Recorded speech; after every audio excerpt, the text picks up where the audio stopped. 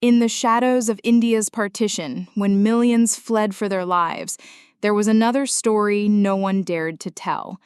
A story of a man who was never free to run because his life was owned by another. A black slave, chained since birth, surviving torture, humiliation, and the whip, all while the world outside burned in chaos. This is not just history. This is the raw, unfiltered truth of one man's fight to keep his soul alive when his body belonged to someone else. Once you hear Malik's story, you will never forget it. The stink was the first thing Malik learned to live with. It was everywhere, in the sweat that soaked the rough rope biting into his wrists, in the reek of the wooden planks soaked with vomit and seawater, in the breath of the men packed shoulder to shoulder in the darkness below deck. There were no windows, only narrow cracks where slivers of light sliced through and painted the air with dust. The ship rocked, but the chains didn't sway. They were bolted to the walls and to each other, so tight Malik could barely shift his weight without feeling iron scrape against skin. His ankles were raw where the shackles bit into them. He tried not to remember the day he was sold. It had just been another market day in Calcutta. Merchants shouting, oxen pulling carts, the smell of fried spices in the air, until a man he didn't know pulled him by the arm and delivered him to a tent where pale-faced traders sat at a table. He was weighed, his teeth checked, his shoulders prodded. A price was agreed on before Malik had even asked where they were taking him. Now, he was being shipped across the coast to Punjab, to the cotton fields of a wealthy merchant. Word among the chained men was that this master was worse than most, a man who enjoyed breaking the strong. Hours bled into days. Water was rationed to a tin cup twice daily. Food came in the form of moldy bread and boiled millet poured into a shared wooden trough. At night, the air became ice cold, and every cough in the darkness was a reminder of how quickly sickness could spread here. On the 5th day, the hatch opened and the overseers came. Malik and the others were herded up onto the deck, blinking into the blinding sun. He had forgotten how bright the world could be. But the relief of fresh air vanished the moment he saw the buyers lined up, wealthy men in turbans, wrapped in fine silks, inspecting the human cargo. Malik's turn came. They made him stand straight, turn around, open his mouth. One of them tugged his chin higher, examining the scars on his back. Another pressed his thumb into Malik's muscle mass, nodding at its firmness like he was testing livestock. A short, thick man with a silver beard stepped forward. The master. His eyes were cold, assessing, calculating Malik's worth in silence. "Too proud," the master muttered. Then, without warning, he struck Malik hard across the face with an open palm. The sound cracked through the air. The lesson was clear. Pride had no place here. Malik didn't flinch, not because it didn't hurt. It did. But because in that moment, he realized that if he showed pain now, it would be the first thing they'd take from him. He could not stop them from owning his body. But his silence was still his. The mornings began before the sun.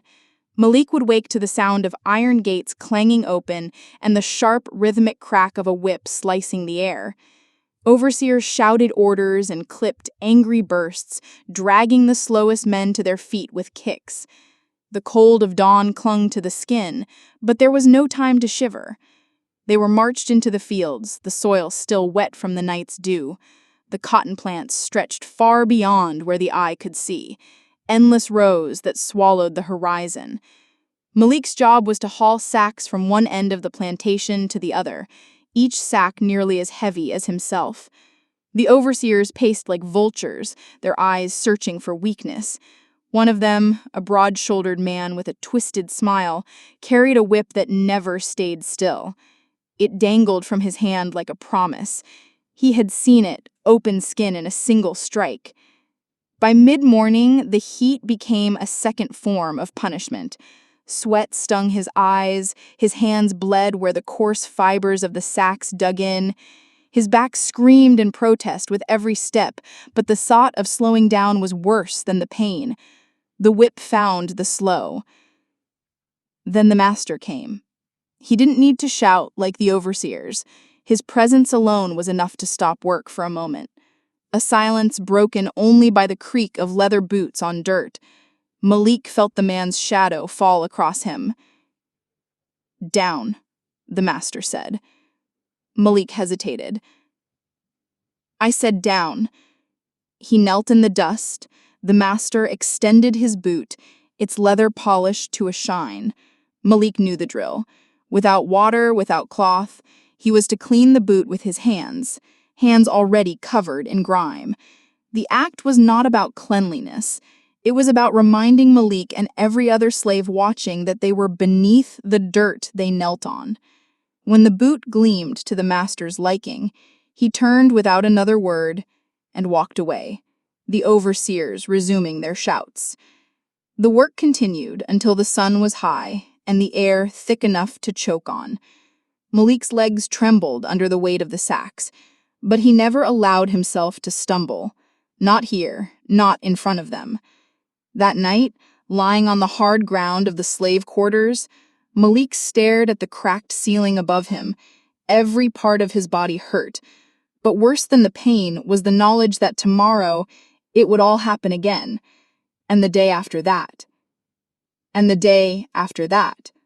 Gopal arrived on a humid afternoon, his shadow falling across the cotton fields before anyone heard his voice. He wasn't like the other overseers. Those men barked orders with the urgency of keeping the master satisfied. Gopal worked differently. His cruelty was patient, deliberate. He didn't just punish mistakes, he invented them. The first time Malik felt Gopal's rope, it was for something he hadn't done. "Your row is shorter than the others," Gopal said, holding a length of thick rope in his hand.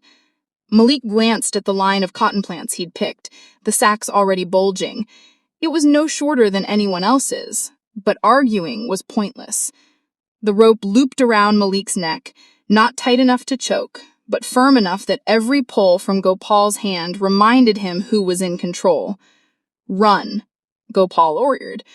Malik hesitated for the smallest fraction of a second. The rope jerked hard, yanking his head back. He stumbled forward into a run. Around and around the field he went, the rope dragging at his throat each time he slowed. Sweat poured down his face, the dirt kicking up beneath his bare feet. His chest burned for air. By the time Gopal released him, Malik's knees buckled. But the overseer's eyes weren't satisfied yet. "Pick," Gopal said flatly, pointing to the cotton. "If you stop before sunset, the rope comes back."